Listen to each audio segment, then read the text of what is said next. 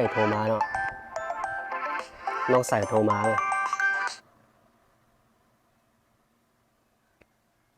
ฮัลโหลน้องใส่โทรหาอ้ายมีหยังบ่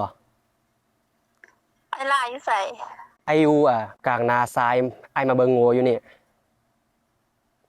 น้องไปหาได้บ่ โดย可能是风太大了，白了才会止不住的流。是我太差了吧，才不能把你给拥有。很遗憾， อายุนี่ท่าน้องเด้อ โดย 这手连一张合照都没有，都算不上是朋友。大概是雨太大了吧。 ไอ้ล่ะ น้องมาหาไอ้น้องมีหยังบ่ เขาเลิกกันเถอะ เอ้าเป็นหยังคือว่าจังซั้นแล้วนั้นเป็นไผ นี่ละว่าฮักเทเขาว่าเพศเฮาเกจินอายก็เคยได้ยิน แต่บ่คิดจะเป็นเฮาเจ้ามา กับแฟนใหม่น้องคันเด แล้วความรักของเราสองคนที่ผ่านมาเด้ มันบ่มีความหมายดอกกับคนกระจอกแบบอายนะ น้องก็เว่าแบบนี้ กระเบิงอายไหมมีอย่างดีแต่ละมือเลี้ยงแต่โง่แต่ควายไอ้กระเบิงไหมเขาคบกันมาตั้งหลายปีเพื่อเห็นสิมีอย่างดีขึ้น แต่ละมือพาแต่น้องมาตากแดดตากลมถึงจุดขั้นจนดำเบิดละน้องก็อยากอยู่ห้องแอร์เย็นๆมีรถงามๆคือหมูเขาการมาเบิงอายไหม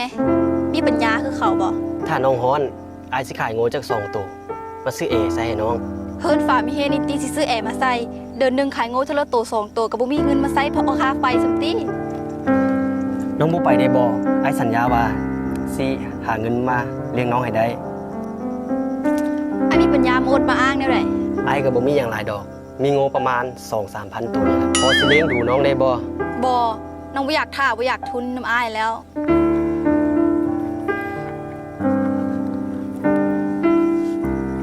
แบบนี้ว่ะสิมาเล้งดูน้องใส่บักกระจอกเว้ยบักกระจอกเว้ย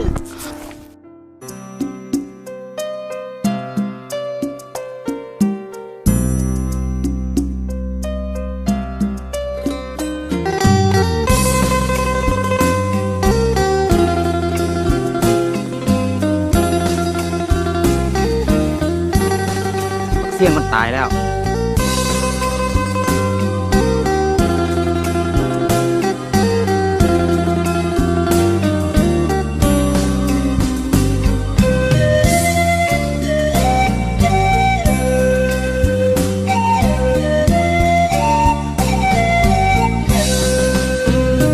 ฟ้าเอ๋